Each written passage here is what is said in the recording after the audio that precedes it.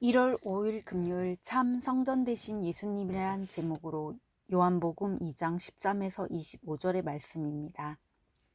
사랑의 하나님 감사합니다. 오늘도 말씀 묵상의 시간을 주심에 감사합니다. 이 시간을 통하여서 하나님의 말씀이 들리고 복음이 들리기 원합니다. 구속사의 말씀이 깨달아질 수 있는 은혜를 주시옵소서. 오늘 주시는 이 말씀이 제게 주시는 하나님의 음성으로 들을 수 있도록 성령님 도와주시옵소서. 말씀대로 믿고 살고 누린 인생이 되게 하시고 오늘 이 시간도 우리와 함께하여 주시옵소서. 감사드리옵고 예수님의 거룩하신 이름으로 기도드립니다. 아멘. 본문의 말씀입니다. 유대인의 유월절이 가까운지라. 예수께서 예루살렘으로 올라가셨더니 성전 안에서 소와 양과 비둘기 파는 사람들과 돈 바꾸는 사람들이 앉아있는 것을 보시고 노끈으로 채찍을 만드사 양이나 소를 다 성전에서 내쫓으시고 돈 바꾸는 사람들의 돈을 쏟으시며 상을 엎으시고 비둘기 파는 사람들에게 이르시되 이것을 여기서 가져가라. 내 아버지의 집에서 장사하는 집을 만들지 말라 하시니 제자들이 성경 말씀에 주의 전을 사모하는 열심이 나를 삼키리라 한 것을 기억하더라. 이에 유대인들이 대답하여 예수께 말하기를 내가 이런 일을 행하니 무슨 표적을 우리에게 보이겠느냐. 예수께서 대답하여 이르시되 너희가 이 성전을 헐라 내가 사흘 동안에 일으키리라. 유대인들이 이르되 이 성전은 46년 동안의 지었건을 내가 3일 동안에 일으키겠느냐 하더라. 그러나 예수는 성전된 자기 육체를 가리켜 말씀하신 것이라. 죽은 자 가운데서 살아나신 후에야 제자들이 이 말씀하신 것을 기억하고 성경과 예수께서 하신 말씀을 믿었더라.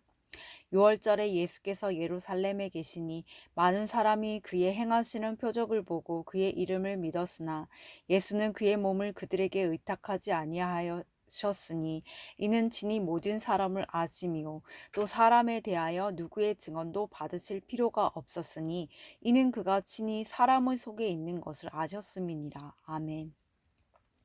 도움말입니다. 14절에 소와 양과 비둘기는 먼 거리에서 찾아온 유대인들은 성전 근처에서 제물로 쓸 동물들을 살 수 있었습니다.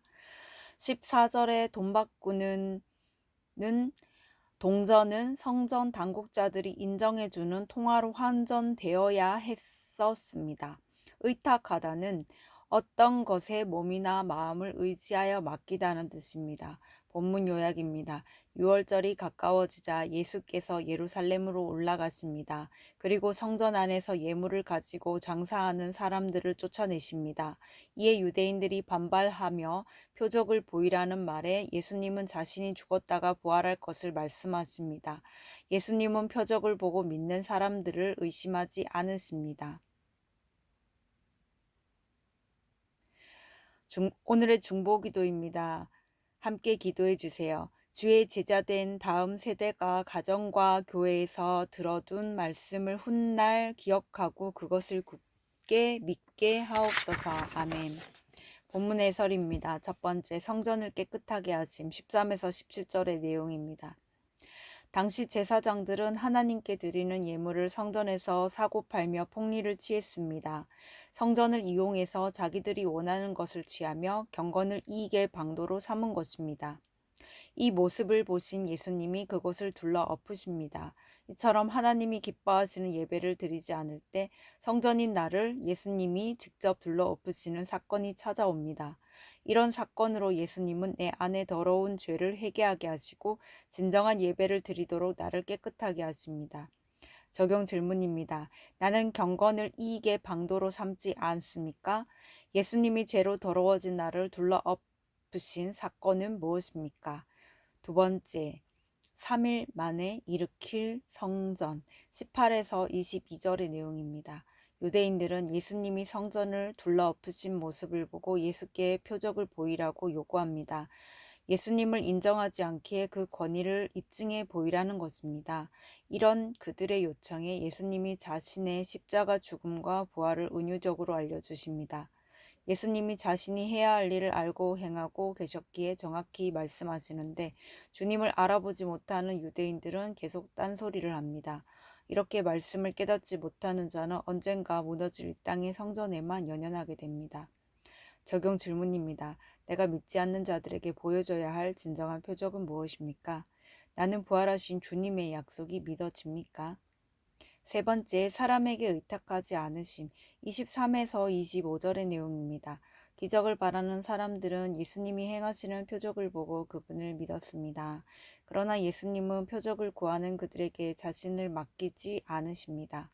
예수님이 진정으로 양육하시려는 것은 십자가를 지고 죽으셔서 부활하실 것에 대한 가르침이기 때문입니다. 진짜 배워야 할 십자가가 아니라 눈에 보이는 표적에만 집중하며 예수님을 제대로 알 수 없습니다. 예수님은 누구의 증언도 받으실 필요가 없는 분입니다.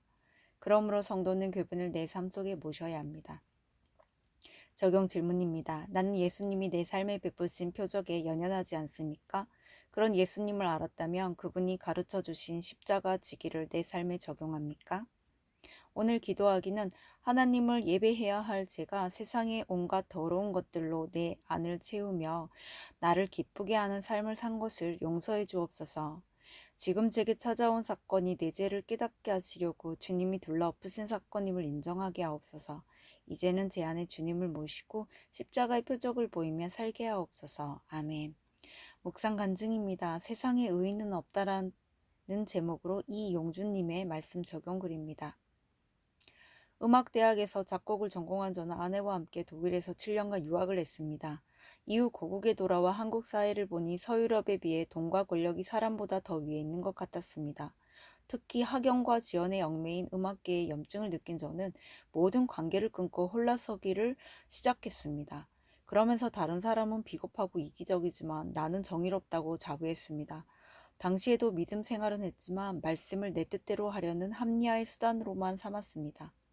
그러다 보니 저는 과거 일본 총리가 일제의 만행을 부인했을 때 이 사실을 전 세계에 고발하리라는 생각으로 일본군 위안부를 주제로 한 오페라를 제작했습니다. 그리고 국내의 고위급 인사들을 초청해 공연하기도 했습니다. 이처럼 인본주의적 기계가 하늘을 찔렀던 저는 곧 사람들에게 인정을 받게 될 것이라고 생각했습니다. 그러나 제게 큰일을 한다고 말하면서도 점차 저를 경계하는 사람들이 많아졌습니다. 나는 옳고 남은 틀리다는 교만으로 꽉 차 있기에 주변 사람들이 저를 불편하게 생각했던 것입니다. 그뿐만 아니라 저는 교회에서도 말만 하고 행동하지 않는 교인들을 무시하며 특히 신실해 보이는 사람을 이중적이라고 싫어했습니다. 스스로 믿음 있다고 여기며 예수님을 밀어내고 자기 유익을 취하는 유대인들의 모습이 딱 제 모습이었습니다. 그러다 결국 제 풀에 지친 저는 사람들에게 외면당하다가 아내의 인도로 말씀 묵상하는 공동체에 속하게 되었습니다. 그리고 그곳에서 구속사의 말씀을 들으며 믿는 사람으로서 세상에 내가 뭔가 해보겠다는 허울 좋은 명분 아래 인정받고 싶은 마음과 나의 유익을 숨겨왔음을 깨닫고 회개했습니다. 좀 더 일찍 큐티하는 삶을 살았더라면 하는 아쉬움도 있지만 지난 시절이 있었기에 이제라도 제 모습을 객관적으로 보게 되었다고 생각합니다. 나의 의로움과 인본주의를 회개하게 하시고 진정한 예배를 드리도록 성전이 나를 깨끗하게 해주신 주께 감사드립니다. 이분에 적용하기는 작곡하기 전에 그날의 큐티 말씀을 생각하며 감사기도를 드리겠습니다. 아내와 주말마다 규칙적으로 배드민턴을 치겠습니다. 입니다.